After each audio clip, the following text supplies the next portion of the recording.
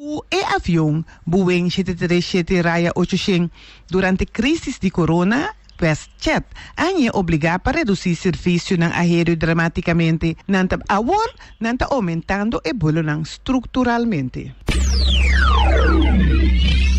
E tour medida na vigor atualmente relacionada com COVID-19 na Corsou está queda na vigor de 11 de januário 2021. Assim, o primeiro-ministro de Corsou, Eugênio Rugenat, avisa durante uma conferência de prensa anche com cifra